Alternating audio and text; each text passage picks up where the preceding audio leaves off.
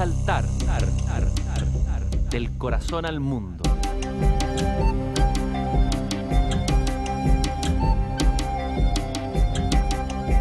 Hay que construir un poco de infinito para el hombre.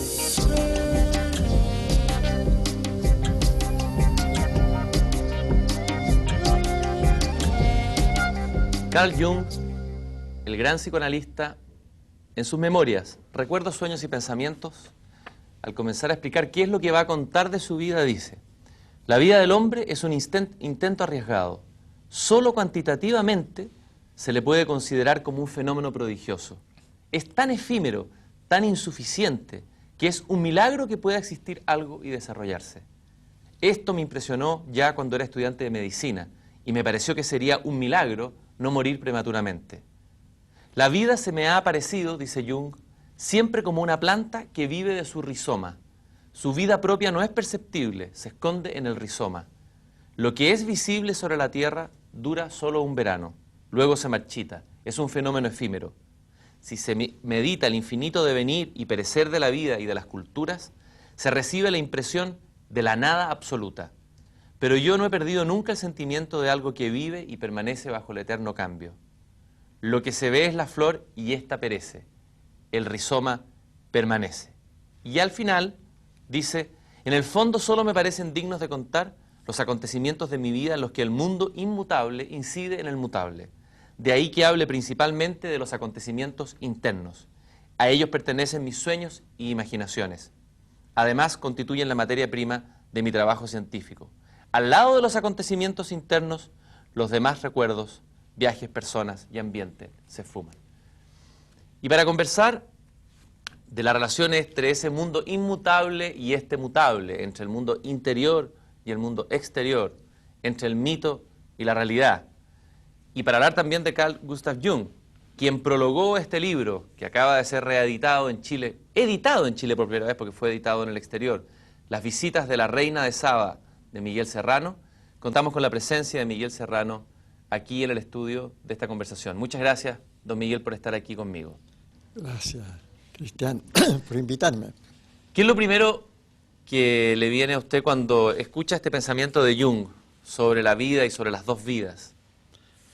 Bueno, la especial relación que se estableció entre nosotros y que se lo debo precisamente a la reina de Saba. Fue ella la que hizo posible que se estableciera una relación tan especial, al extremo que yo acabo de leer una biografía del profesor Jung, escrita por Gerald Ver, que me sorprendió enormemente, pero que es la verdad. Él dice que al final de sus días Jung no recibía a nadie, ni a sus familiares, ni a sus discípulos, pero que recibió siempre a un joven escritor chileno con el cual habló cosas y le reveló cosas que no le dijo a nadie. Y precisamente una de esas cosas está en el prólogo del profesor Jung, cuando se refiere a los arquetipos. Y por primera vez deja entrever que los arquetipos no serían un producto del inconsciente, sino que más bien de una superconciencia, es decir, los dioses de la antigüedad. Y la reina de Saba, es eso lo que lleva tal vez a esta misma entrevista, ¿no? Aunque yo quisiera decir primero otra cosa al margen, ¿no? Decir que yo me alegro mucho de estar aquí porque esto es una prueba de algo que existió en los viejos tiempos, la amistad, y que ya en Chile se ha perdido. La religión de la amistad, de mi generación, de 38, de los años 30 hasta los 40 y hasta los 50, cuando no importaba cómo pensara cada uno, la amistad era lo principal, la religión de la amistad. Y todas las tradiciones se están perdiendo en Chile, y una de esas es la amistad. Bueno, volviendo al tema, la reina de Saba. ¿Qué es la reina de Saba? ¿Qué fue la reina de Saba? Precisamente un arquetipo. un arquetipo del amor eterno, de lo femenino eterno, que como todo arquetipo se encarna. Y curiosamente, esto que le voy a decir a usted va a ser una revelación que no se ha hecho tal vez nunca, por lo menos en Chile, y tal vez en el mundo. ¿Dónde nace la leyenda de la reina de Saba? Nace precisamente en Arabia, en la Meca, precisamente ahí, donde está la Kaaba. Es extraordinario esto. Esto no se había dicho nunca. ¿Cómo es? Dice la leyenda que Abraham, a Dios le pide a Abraham que vaya con su hijo Ismael, hacia esa región donde está la Meca precisamente, y allí ellos, porque ahí debería establecer un culto especial a él. Y allí se encuentran con una cabaña, una mujer que vivía, una viuda de nombre Shaiva. Y le dicen que esa casa se las dé a ellos para poder crear un... Después ella lo acepta, con la condición de que lo que se construye allí sea siempre para sus descendientes. Shaiva se llamaba ella. Y sus descendientes pasan a ser, porque ella era viuda, los hijos de la viuda, imagínense. Entonces, y ahí había una piedra, se encuentra una piedra antigua, una piedra que se cree que es un aerolito, que llaman la Kaaba, Kaaba Cave. En el fondo es el nombre de la Kaaba, significa gran madre. Y mi libro, la primera, en la visita de la reina de Saba, el primer capítulo se llama La Gran Madre, precisamente.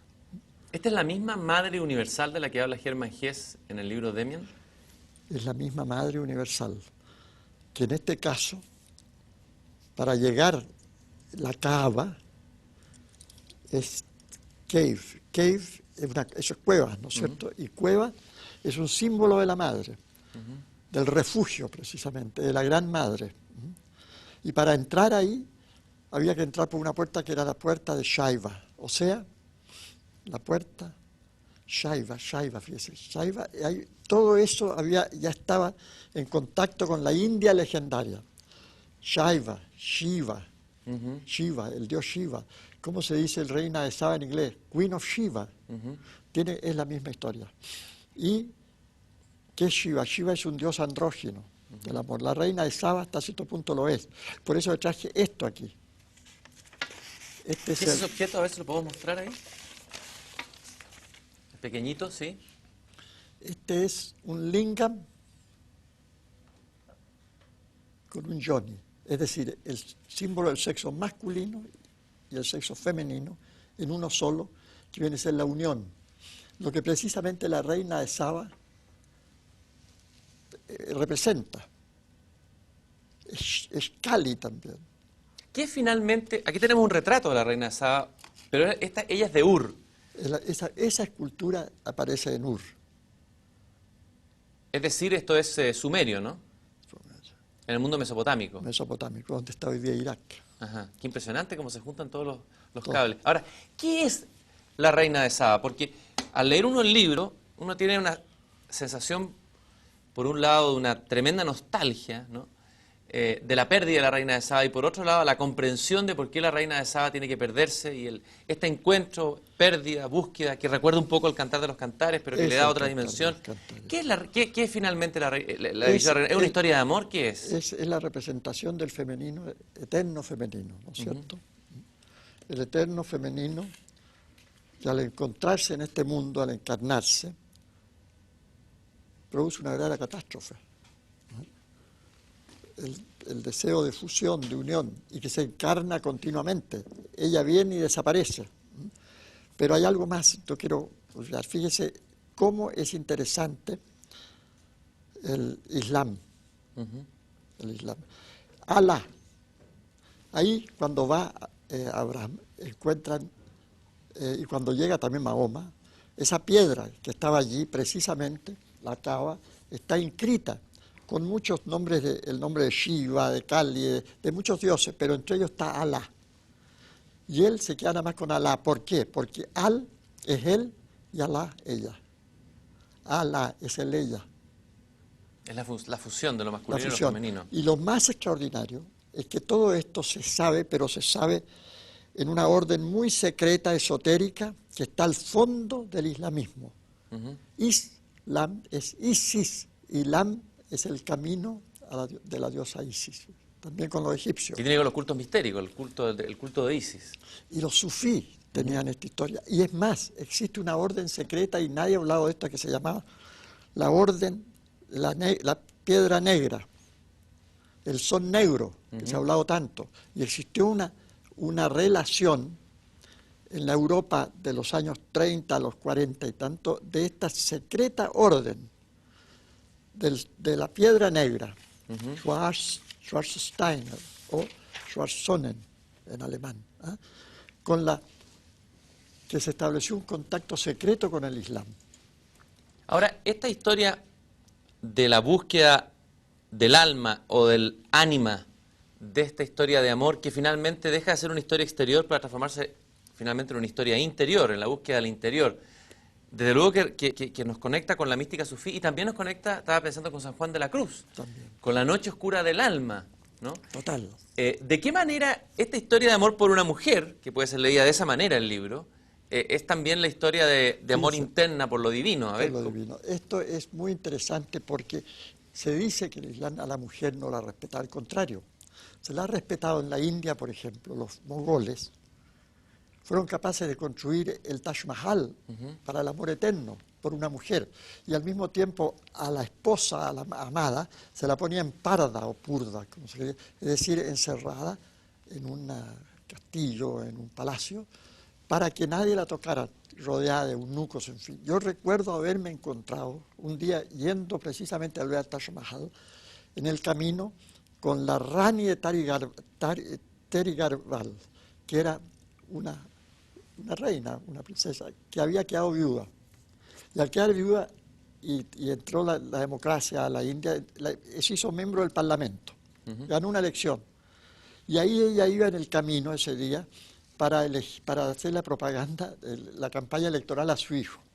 Yo me bajé, conversé con ella, nos sentamos debajo de un árbol y me dijo, ¿cómo he hecho yo de menos los tiempos en que yo vivía en Parda? Esto de la democracia, de los parlamentos, no me gusta nada. A mí me gustaba esperar el día entero que llegara mi marido para leer poemas, para hablar de filosofía, de religión, cosas por el estilo. Ahora, esto se conecta, este amor secreto, este amor sagrado, se conecta de alguna manera en el libro, ella, con la tradición de los cátaros, Total. que es otra tradición esotérica, que fue perseguida. A ver, ¿de qué manera esta concepción del amor se conecta con los cátaros? ¿Cómo llega usted a eso? Porque este amor, esta cosa, le digo, viene de la India en el fondo. Y en el fondo viene del tantrismo.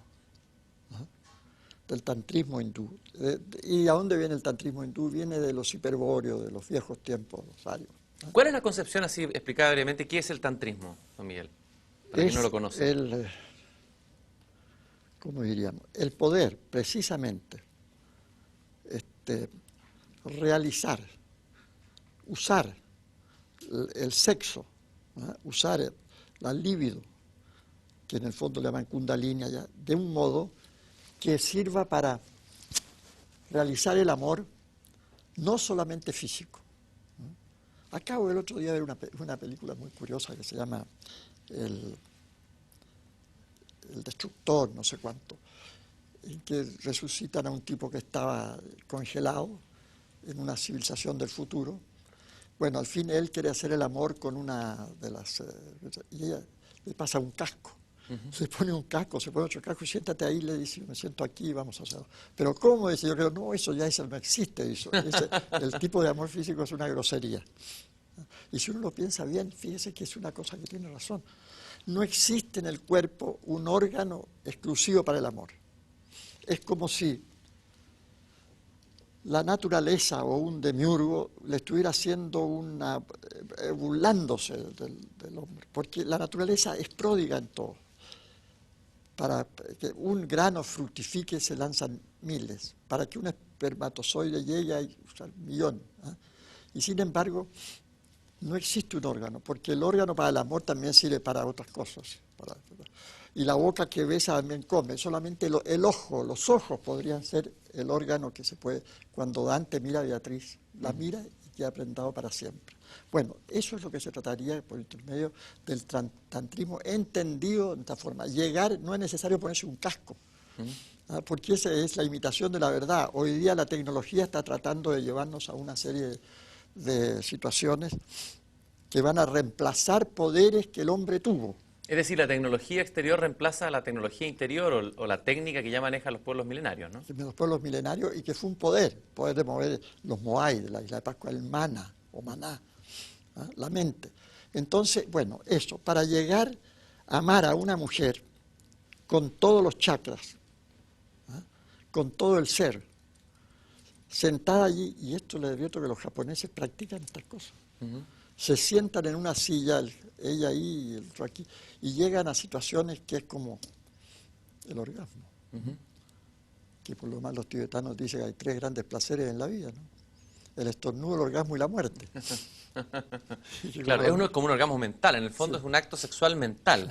Sí, Ahora, ¿de qué manera los cátaros, en esta historia Leia, es una bellísima historia que hace 3 recorridos, en parte en la India, en el fondo retoma la búsqueda, porque usted pierde la reina de Saba, el protagonista pierde.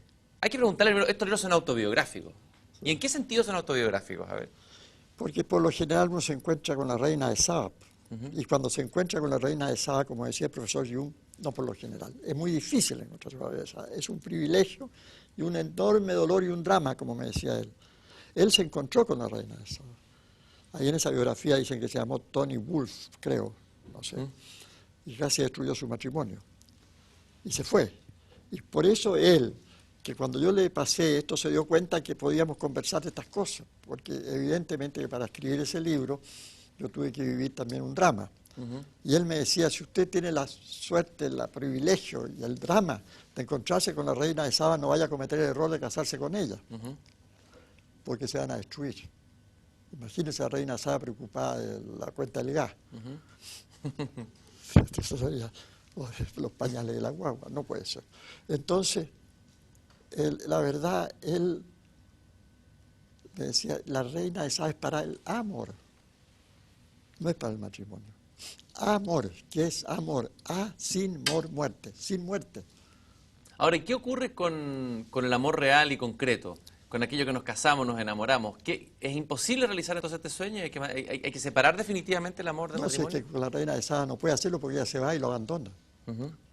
Y lo deja ahí, en muy precarias condiciones, ¿no? Buscándola de nuevo hasta que vuelva a aparecer. Entonces... Lo que quiero decir es que esta idea de alguna manera separa este mundo del otro y hace muy difícil cómo llevar eso a la práctica en el mundo real, cómo ecualizar esta división. Pero se puede, está el amor de los cátaros, usted me hablaba, ¿no? Digamos los cátaros, los trovadores. El amor de los trovadores, el amor platónico de Platón, las ideas. Las ideas, están ahí las ideas, y cuando se encarnan, pierden en este mundo de esta materia, porque esto también es materia, ¿no es cierto? No lo tocamos. Seguramente aquí hay gente que está oyéndonos y no los vemos, esto que estamos conversando. Pero la materia, esta es una materia de vibraciones más bajas, donde ya todo se corrompe en cierta forma. Entonces hay que volver desde el momento de la explosión del Big Bang. Hay una, digamos, hay una guerra, y ese es el mal. La explosión, la implosión hacia adentro es la que nos permitirá, de alguna manera, volver a recuperar lo perdido y encontrar a la reina de Saba. La encuentro está ahí. ¿Y cómo lo hicieron los cátaros? ¿Cómo lo resolvieron esto? Los cátaros, no sé, pero los trovadores cátaros sí. Era toda una tecnología, una técnica, ¿no? Llegaba el trovador, y ella, la dama, que era siempre una reina inalcanzable, una especie de reina de Saba, lo miraba y él quedaba prendado, los ojos, y se iba ya. Y entonces se iba a la montaña o a la caverna, precisamente, y cantaba el amor que ella tenía, pero guardaba el secreto, ya que le había dado un anillo, una cosa. Hasta que ella oía esto y iba a verlo. Entonces solamente lo miraba, hasta que un día lo besaba. Después, una noche, se desnudaba ella entera ante él y él quedaba paralizado ante la visión de la belleza cósmica del cuerpo de la mujer. Entonces se acostaban en el lecho. Esto se practica en la India todavía, en el tantrismo. A un lado, sin tocarla. Un mes, 2 meses, después al otro lado. Después dormía con la espada al medio, separándolo. Era el azar, la prueba del azar, la más difícil de todas, imagínense. Tanto que, no sé si en la leyenda, no sé si es Parsifal o Sigfrido, cuando le dicen al rey, le dicen, tu mujer está acostada en la cueva, tanto con... Genevieve, con Parsifal, sí. Con Lancelot. Con Lancelot. Es con Lancelot. Con Lancelot. Claro. Entonces anda porque hay que liquidarlo. Entonces él entra para tomar los presos y matarlos y dice, no los toquen porque tienen una espada al medio. Significa que ahí el amor no se consuma. El amor no se consuma. Ahora, en este libro... Se consuma mucho peor, mucho más, porque, bueno, en la India se practica el tantrismo, o sea, el maizuna, el coito mágico, que es el coito sin eyacular. ¿Ah? Entonces, en el momento del coito mismo, toda esa energía que circula va a la sangre y desarrolla los chakras internos. De tal manera que hasta llegar aquí desarrolla la visión. Y eso no se puede desarrollar sin una mujer, una iniciada tántrica, que es la alquimia. También la mujer que está al lado, el profesor Jung me decía que es raro que yo quisiera conocer libros escritos por mujeres alquimistas. No los iban a escribir porque el papel de la mujer en eso es el papel más importante, pero ella no le interesa. Ella le entrega los metales al hombre y le pasa la energía. Y al pasarle la energía femenina, puede construir el oro alquímico que se bebe. O sea, él va a ser el hombre absoluto. O sea, esto, la totalidad. El Shivardhaneshvara. O sea, vamos a ver, ha resucitado su ella, porque según Jung decía, el alma del hombre es femenina y es el ánima. Y la de la mujer es masculina, es el animus. Hay que desposarse con su propia contraparte, que se separó y quedó afuera, la partición en el Big Bang, si usted quiere. ¿Ah? Pero al recuperarla, reincorporarla, su alma, tiene un rostro, el rostro de ella, de la mujer que le ayudó y le permitió eso. La persona se ha transformado en personalidad. Ahora, en la conversación que usted tuvo con Jung, cuando usted fue a visitarlo a Lucarno, y que está contada aquí en el Círculo Hermético, la relación entre ustedes, Hermann Hesse y Carl Jung, hay un diálogo que me pareció muy interesante a propósito de la separación. O sea, da la impresión de que hoy día, en el tiempo, lo femenino y lo masculino se separaron, que eso ya es la primera tragedia. Y la segunda tragedia que le cuenta a usted Jung es la separación entre lo consciente y lo inconsciente. Interesante. ¿Qué le contó Jung a usted de esta separación, de esta división que tan caro nos ha costado a Occidente? Precisamente él me dijo algo muy curioso, interesante, yo le pregunté, me dijo, lo que pasa que aquí en el Occidente, nuestro desarrollo normal, natural, desde el paganismo, fue interrumpido por otra civilización que se le impuso, ¿ah? Y cortó eso. O sea, el Imperio Romano con el cristianismo, Carlomagno, qué sé yo, y corta las posibilidades de desarrollar la civilización pagana. O sea, votan, queda ahí, como una cosa que no se debe tocar casi. Y entonces eso que era el producto de la sangre, del inconsciente de ese pueblo, queda interrumpido y se le impone otro. Y entonces se produce esa dicotomía, ese conflicto interno, que es lo que se produce también en el catolicismo, cuando está el pecado y el concepto del pecado, etc. Esto es terrible, porque se crea una especie, según Jung, una esquizofrenia, que es la que hace que cada cierto tiempo en el Occidente se produzcan esas explosiones de bélicas y de guerras violencia. terribles. Es porque todo lo que está reprimido en de ese inconsciente Bueno, tiene que emerger por algún lado. Tiene que emerger por algún lado. Pero, voy a terminar esto mejor porque se me puede olvidar. Eso permite una gran ventaja, es decir, una cosa increíble, tal vez única en el universo, la creación del yo, la conciencia de sí mismo, la conciencia del yo. Porque eso no lo tenían los hindúes, por ejemplo. Para él, el pueblo hindú es curioso, y es cierto. El pueblo hindú que desarrolla su mundo desde los orígenes y va desarrollando toda su mitología y viviéndola, no tiene ese problema, pero para él tenía otro, que era no estaba individuado, la individualidad no existía en la India, y es verdad. A mí un italiano que visitó la India me decía que no hay posibilidad de aventura en este país. En la esquina yo no me voy a encontrar con una mujer y voy a tener una aventura como en Roma. Una cosa muy italiana, pero estaba bien. ¿Ya? Pero él, y decía otra cosa, a los hindúes las ideas no las crean ellos, se les aparecen. O sea, ellos piensan de otra manera. ¿Cómo piensan los hindúes o pensaban? Ellos no piensan. Las ideas vienen, se les aparecen. Las ideas vienen y esa es lo que ellos desarrollan. De repente, por ejemplo, pueden hacer hoy día hasta ferrocarriles, pero eso lo están copiando occidental. Es decir, pero en la India nadie se aburre, porque son como, ¿ha visto usted un gato aburrido, un perro jamás? Porque están inmersos en el inconsciente colectivo. Hay distintas maneras, cada pueblo tiene una manera distinta de pensar. Usted eso lo dice en el prólogo de la trilogía de la búsqueda en el mundo exterior. Es decir, los indios piensan de una manera... Pero sí, claro, porque con otros centros, pero que no se me vaya a olvidar esto. A ver, en el occidente, el occidental crea la técnica con esto. Y es más, aquí viene la cosa. Pero entonces se produce una cosa muy interesante en Europa.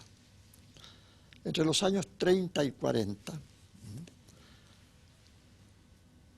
se reviven los cultos paganos, pero conscientemente, de tal manera que ahí se produce algo que no se había producido nunca en la historia de la humanidad. Es decir, el paganismo en forma consciente. Los dioses, el hombre comienza a darle al Dios a iluminar la oscuridad del Creador, como diría Jung. Porque como decía Hölderlin, los bienaventurados no piensan nada por sí mismos, es decir, no sienten nada, alguien tiene que sentir por ellos, los poetas. En este caso, el yo, el pueblo, el occidente que ha adquirido un yo y una individualidad, es única en el mundo, porque sencillamente puede recuperar todo eso, y cuando yo le escribo, ahí viene mi contacto con ellos, cuando yo le escribo a la India y le mando un artículo que se llama La crucifixión del yo, me dicen, al yo no hay que crucificarlo, al contrario, hay que reforzarlo. El camino del hombre, nuestro occidental, es llegar a ser el yo absoluto. Mire qué interesante, ¿y cómo es eso? Cuando la conciencia se mueve de un punto que es distante entre la conciencia y el inconsciente, y se crea el self, o sea, el sí mismo. El sí mismo. Ese es el camino del hombre y eso es lo que él buscaba en el fondo también. Ahora, volviendo al tema del pensar, como esto se llama, tiene que ver con el pensar este programa, con el pensamiento. Hay distintas maneras de pensar. Me gustó mucho esa explicación que usted da. Por ejemplo, ¿cómo piensan los griegos? Piensan de una manera, los hindúes piensan de una manera. ¿Cómo pensamos nosotros? Porque eso es interesante para ver qué pensar habría que buscar que no fuera el mismo occidental y copiarlo. Tenemos muchos centros dentro de nosotros, pero usamos nada más que en el occidente el centro, digamos, el chakra. Pero son los distintos centros. Lo dice hindú, hay centros en las rodillas, en el plexo solar, en el corazón, y tiene cada uno su nombre, sánscrito, y tiene sus mantras para desarrollarlo. Y está la serpiente Kundalini que está enrollada y que hace posible despertar, y que se despiertan en esos centros, como le decía, con este tipo de amor tántrico. En esto. Y esos centros son centros, según Jung, de conciencia. No son centros de energía, sino de conciencia. Son conciencias distintas. Entonces, ¿cómo piensa el japonés, por ejemplo? Con el chakra Manipura. Y por eso que se hace el harakiri ahí, porque ahí libera su pensamiento y su alma. ¿Cómo pensamos nosotros? Esa es la gran pregunta Yo creo que con usted trató de contestar, ¿no? sí, yo creo que pensamos con los chakras del sexo.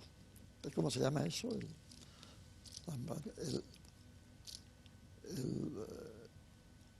Muladhara, Ujú. que es porque estamos precisamente en el sexo del mundo. Que es O la sea, parte- esta forma de pensar tiene que ver estos chakras de los pueblos y la civilización, tienen que ver también con la geografía donde habitan. Por eso, la geomancia. Aquí tiene que ver con eso. Y nosotros no desarrollamos completamente eso, desgraciadamente, porque estamos precisamente pensando en un chakra que no nos corresponde, el chakra del norte o de Europa, con el centro. Y eso, entonces eso produce el sexualismo desatado que existe en este país. ¿Ah? La obsesión con lo La sexual, obsesión con lo por sexual. eso los chistes a lo mejor de doble sentido, Todo la eso, cosa todo procolálica, eso. ¿no Por es cierto? eso, porque Qué interesante. sencillamente no se ha podido desarrollar aquello de manera, como le decía, hasta llegar a incorporarlo con todos los demás.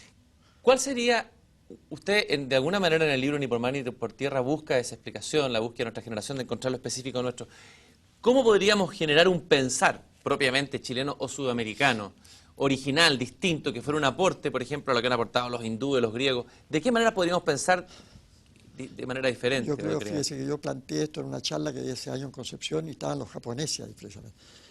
Y estaba Charpentier, una serie de personas que... Alejo Carpentier. Está Alejo Carpentier, está Gonzalo Rojas, gran amigo. Y en ese momento, después, el japonés fue el que hizo la pregunta más extraordinaria. Y la respuesta dijo, pero ya para esto no hay tiempo. Cuando yo dije que teníamos que pensar que nosotros... Él se interesó mucho con esto, porque encontró que tenía seguramente razón, pero dijo, ya no hay tiempo. Y en verdad ya no hay. Estamos en el Kali Yuga. O sea, Kali, la reina de Saba, ahora viene a producir una catástrofe general para volver de nuevo. Ya no hay tiempo, desgraciadamente. Y Ya, o sea, fracasamos en nuestro destino entonces. es colectivo, pero individualmente no. Individualmente hay que mantenerse hasta el final, como sea, en el combate por lograr el hombre absoluto, a través de la orden secreta del Sol Negro, o del Black Sun, o del Black Stone. ¿Ah? Y eso se puede. En este libro, que tiene 3 partes, usted hace un recorrido o hace una ligación muy original entre el personaje que parte de los Himalayas, uno entiende que es una encarnación o el mismo que se encuentra en el mundo de los cátaros, en el mundo de Provenza, en el siglo XII, y luego termina en los Andes, en Chile. ¿Cómo se logra ese punto de unión entre 3 centros tan distintos? Himalayas, eso ha sido su obsesión, digamos. ¿Cómo inconscientes tan distintos se encuentran o culturas? Por ¿Dónde medio vienen? del eterno retorno. Ese libro está basado en el eterno retorno. La idea de Nietzsche. La idea de Nietzsche. O sea que todo es una repetición idéntica en distintos lugares del mundo. Y esta misma conversación nuestra aquí ya la hemos tenido tal vez, vaya a saber si en los Himalayas, o hace 100 años, en alguna parte, pero la vamos a tener de nuevo. Esta idea del eterno retorno es una idea que ha sido mal explicada, mal entendida, incluso Nietzsche como la que la dejó un poco en el secreto. Usted también escribió un libro de Nietzsche y Siva, estuvo incluso durmiendo, ¿no?, en el lugar donde vivió Nietzsche. ¿Quién entendió usted esa idea de Nietzsche? ¿Qué cree que le pasó a Nietzsche ahí en la montaña con la revelación del eterno retorno? Esta revelación del eterno retorno es muy curiosa porque fíjese que puede ser el origen en Buda, el budista. Nietzsche era un hombre muy culto que revisaba todo esto, pero también los persas, los parsis, Zoroastro, el maestro de Zoroastro. Pero fíjese que, de Zaratustra, digamos, el eterno retorno, a él yo creo que contribuyó mucho en su locura, que se volvió loco, porque fue una cosa tremenda, una pesadilla. Una persona que se interesó mucho por esto fue Upensky, que escribió un libro que se llama La extraña vida de Iván Osokin. Hay 2 novelas que se han hecho sobre el eterno retorno, esa y el ella. ¿Ah? Ahora, porque es muy curioso. Fíjese usted que... Fue una experiencia mística la que tuvo ahí Nietzsche en ese lugar, ¿no? Una experiencia en la roca, eso. Estaba tan espantado que le habló a Luz Salomé, y Luz Salomé cuenta en su memoria que temblaba ¿Ah? Y entonces él le dijo que quería ir a Viena a estudiar altas matemáticas para poder expresarlo. Y él le dijo, no, le dijo, si esto es una cosa poética, no cometas ese error. Bueno, el hecho de que el eterno retorno no necesita un alma para reencarnar, no es la reencarnación. ¿Es distinto la reencarnación entonces? Totalmente. ¿Cuál es la diferencia fundamental? A ver, para entenderla bien, tan difícil. Vamos a ver, Nietzsche dice que lo siguiente, el tiempo es infinito y la energía es limitada. Y como la energía es limitada, la creación es limitada en el universo. Pero el tiempo sigue girando y cada cierto tiempo vuelve a pasar por el mismo punto. Y se repite todo. Esa es una explicación más o menos, pero en fin. Es Mahoma eso. No, es Mahoma la cosa. Pero fíjese usted que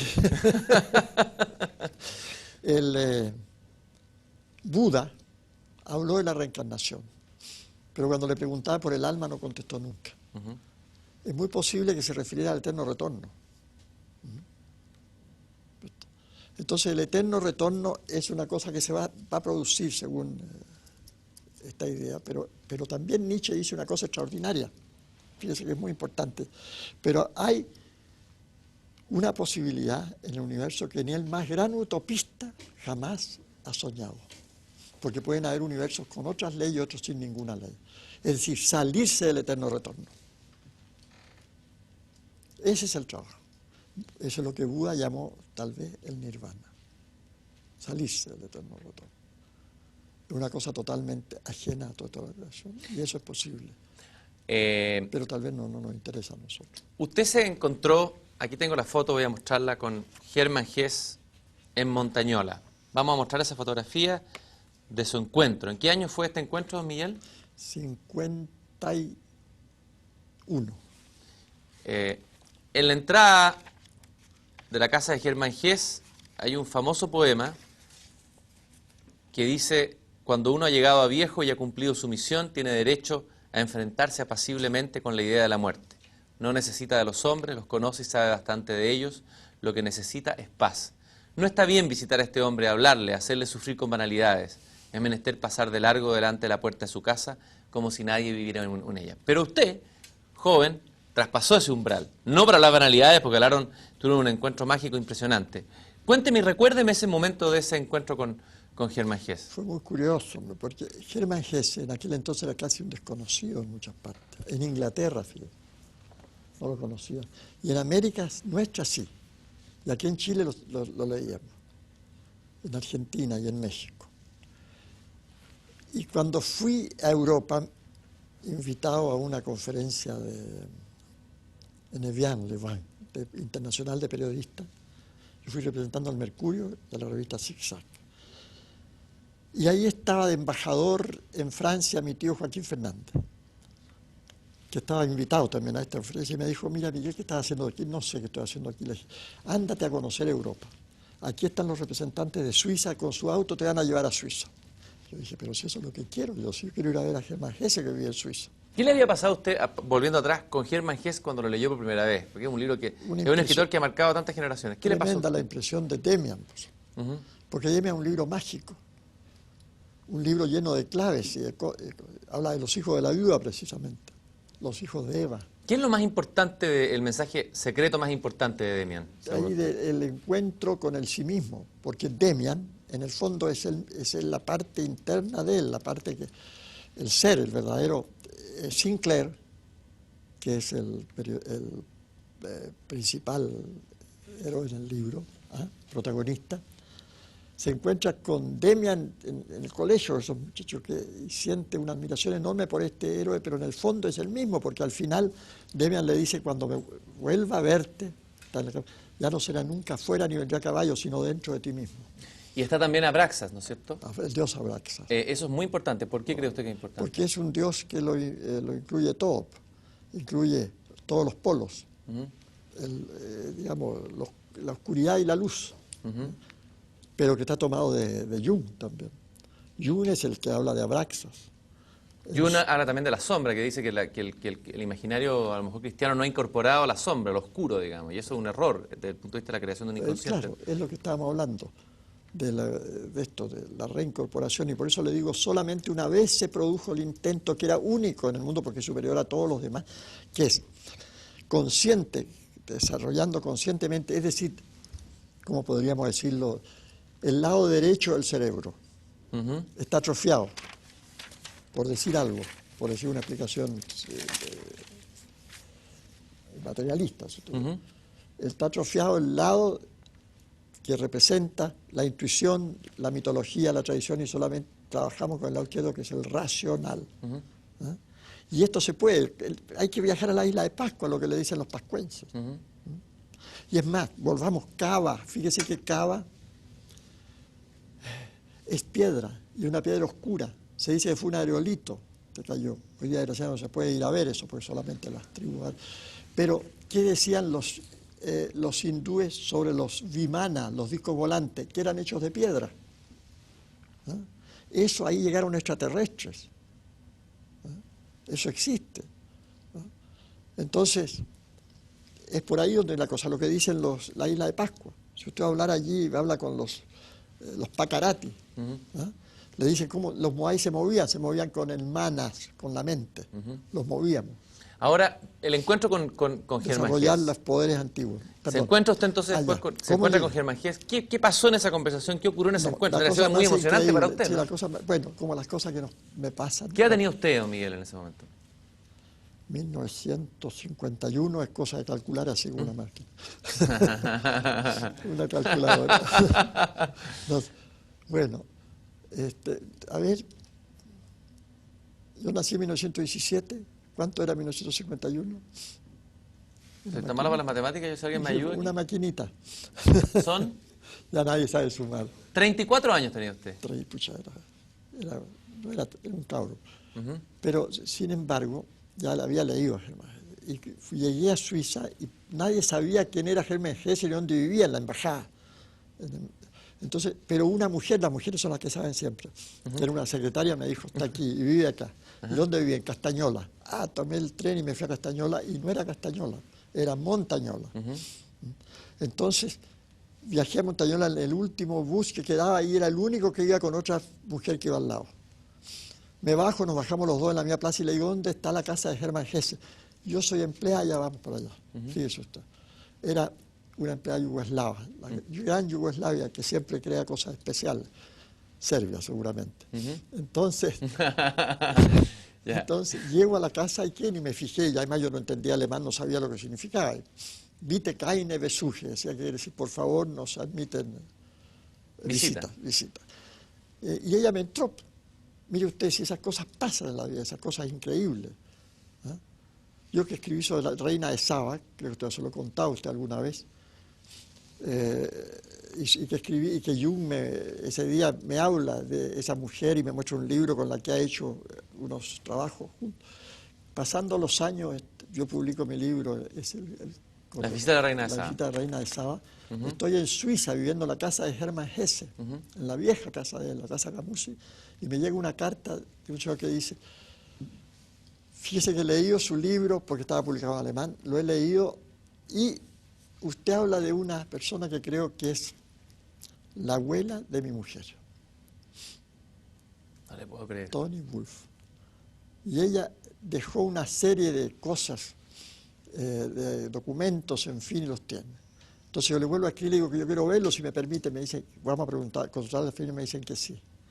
Estaba en Estados Unidos, no pude nunca verlo, pero de todas maneras, imagínense, como si ella, y entonces me manda de regalo, él, de su abuela, un libro que se llama El amigo en el inconsciente, que ella lo había escrito.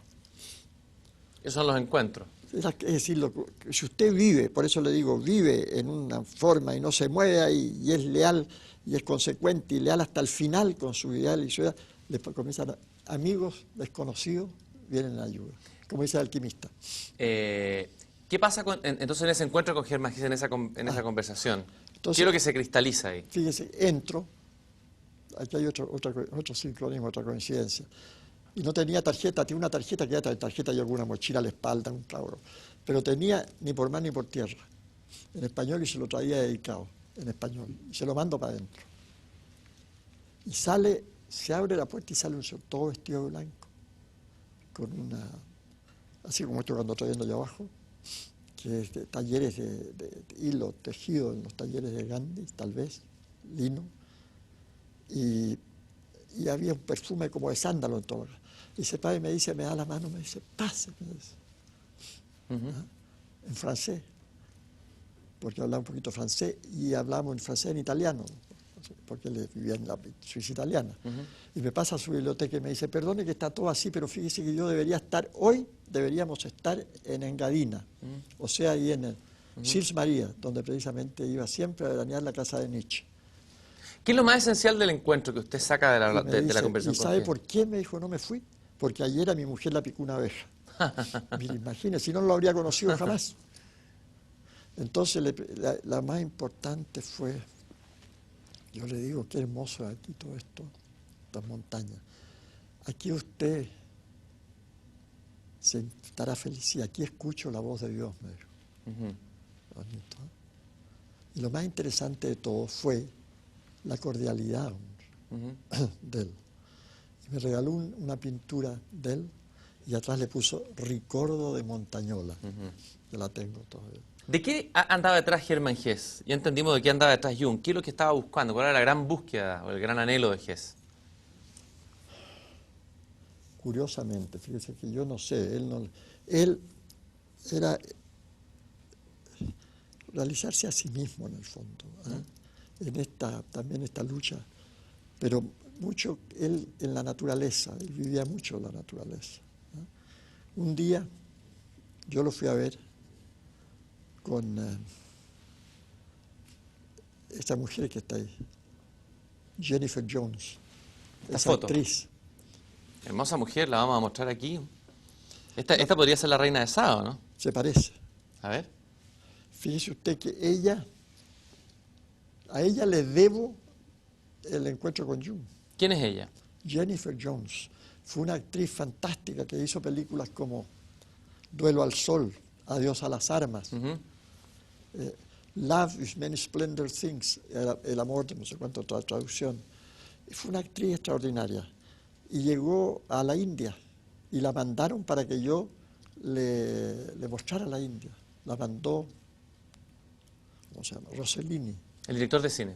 Alberto Rossellini. Roberto Rossellini. Roberto Rossellini, que había estado en la India, yo lo había conocido ya. Y ella quería conocer también el Kailash, y le puso ahí usted Kailash o not Kailash, India You. Es una cosa muy extraña. Pero entonces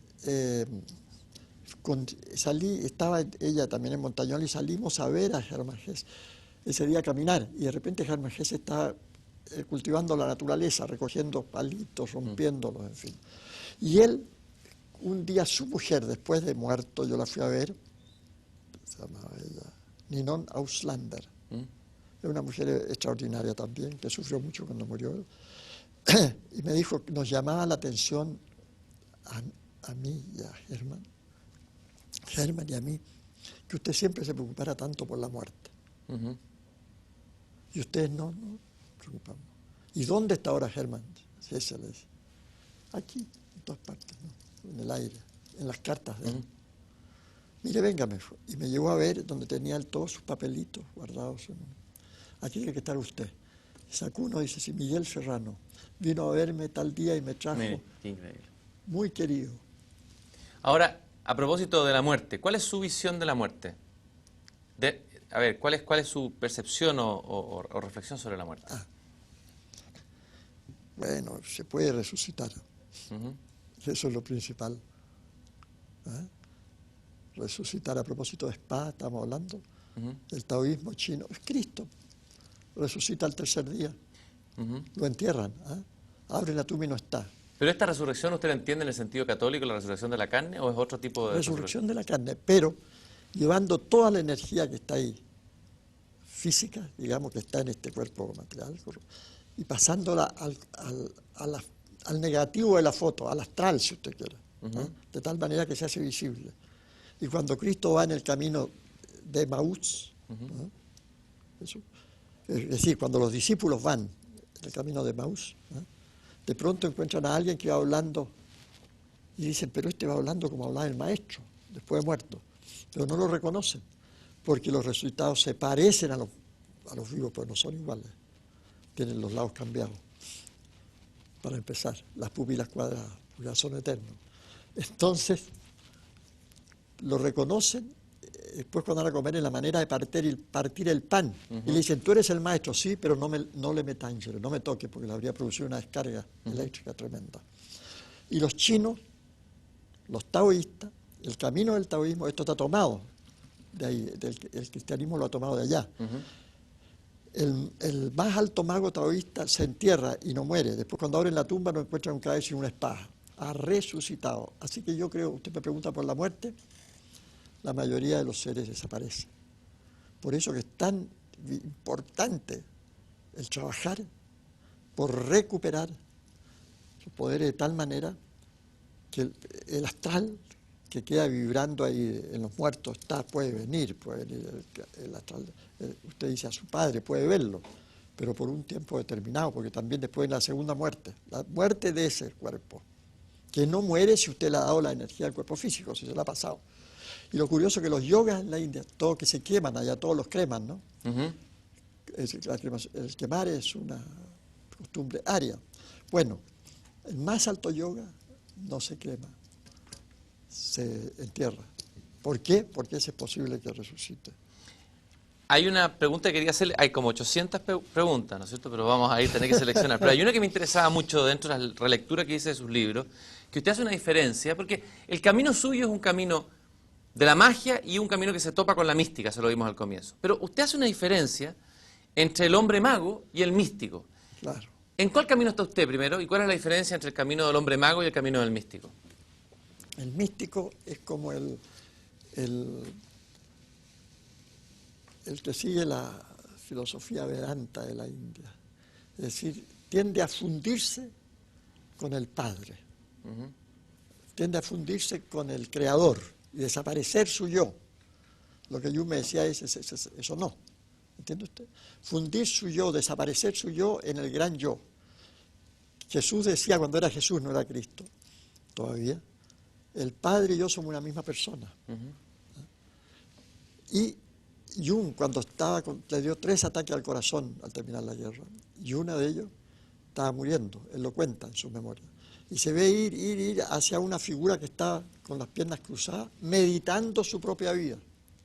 Y que al llegar ahí se iba a fundir y desaparecer en ese ser. Porque ese era el Padre, era Él. Y todavía Él no era yo para diferenciarse. Entonces se resiste y vuelve. Y curiosamente dice, alguien tuvo que morir por mí y murió otro. Qué curioso, hubiera números precisos cada cierto tiempo para las muertes. Bueno, pero cuando ya Jesús es Cristo, ¿cuándo es Cristo? Cuando se crucifica. ¿Pero qué es la crucifixión? Es la muerte mística, la muerte del mago. Es decir, la salida en el astral para poder vivir en otro plano. Entonces, cuando Él ya está en la cruz, para eso le dice al ladrón que está al lado, el buen ladrón, tú estarás esta noche conmigo a la diestra de mi Padre. Ya no dice fundido con el Padre, sino separado del Padre. Con un yo, digamos. Con un yo. Y ese yo es capaz que le dé una personalidad al Padre que no la tiene. Porque, ¿qué pasa? Los dioses no son conscientes de ellos mismos, son conscientes de lo que están haciendo. El ángel de la guarda no es consciente de él, es consciente del niño que está cuidando. Pero el niño al desarrollarse va a hacer que el ángel de la guarda tal vez pueda hacer lo que Jung me decía en su carta testamento, que se lo debo a ella, porque ella me dijo, vaya y pide esa carta. Una carta manuscrita me dice al final, ¿qué sacaría yo hoy día con todo este tesoro que yo he ganado de experiencia en mi vida? Destruirlo. Cuando con él hasta puede que yo pueda iluminar la oscuridad del Creador. Qué hermoso eso, ¿eh? Qué hermoso. Sí, Dios como que está solo, necesita el aporte del... En mi memoria, por eso hice mis memorias sobre él y yo. Él es ese ser que está ahí. ¿Verdad? Y yo es el yo que se va desarrollando y que podría llegar a... Una de sus obsesiones en sus libros y en su búsqueda desesperada, que lo ha caracterizado Eduardo Anguita, escribiendo en el libro La belleza pensar, decía que usted ha creado incluso una mitología en esa búsqueda. Esa es la gran virtud y la genialidad de su literatura, una mitología propia. Es la búsqueda de, o a la pregunta, ¿qué es lo que es Chile? ¿Cuál es el arquetipo de Chile? Usted ha hecho un viaje al sur, ha hecho un viaje a la Antártica, ha estado siempre buscando, no sé si esa isla blanca que está en el cielo, de los magos Sekelman, ¿no es cierto? Y Me gusta- Alan Poe. Me gustaría que me hiciera una reflexión de este Chile mágico que usted ama tan entrañablemente. Un Chile que usted hace poco dice que se acabó, en un librito que circulaba por ahí. Pero me gustaría que habláramos de ese Chile mágico detrás del cual usted ha ido siempre como un peregrino. Ese Chile está hay la roca, los gigantes que están dentro de la montaña. ¿Cuál es esa isla blanca que está en el cielo? Esa era la Antártica. Ujú. Es todavía. Pero todo eso lo están corrompiendo, todo eso está, imagínense, Chile era la naturaleza. El Chile que yo conocí, que mi generación conoció, ese Chile, ese Santiago extraordinario, de casas bajas, de casas de 2 pisos, máximo, de adobe, que era puro cielo, la montaña vista todos los días. Nosotros vivíamos ahí y no sabíamos lo que teníamos hasta que lo perdimos con el smog y la contaminación. Por eso yo digo, el paraíso existe, que se perdió, antes no existía. El paraíso también. El que vivió en el paraíso no sabía que estaba en el paraíso, hasta que lo perdió. Y ya nunca más lo recuperará y nunca más recuperaremos el Chile de esos tiempos. Entonces, por eso es que hoy día me pregunto usted, ya Chile, yo no creo en Chile. Porque junto con eso, es decir, no junto con eso, primero se corrompe el hombre. Porque el hombre que echa a perder y destruye todo. Dígame hoy día si esto. Hoy día es muy difícil lo que estábamos al comienzo de esto, el sentido de la amistad, de la lealtad. ¿Quién la tiene? Cada uno está renegando de lo que creyó. ¿Y qué es posible con ese Chile? Entonces ya el Chile exterior desaparece, pero en su mirada se podría guardar un Chile interior. ¿Y cuál sería el tesoro, lo que aporta el Chile interior, o lo novedoso y lo propio, único de este país, digamos? Es un sentido mágico de la vida. Es la posibilidad de buscar al hombre total, el hombre absoluto.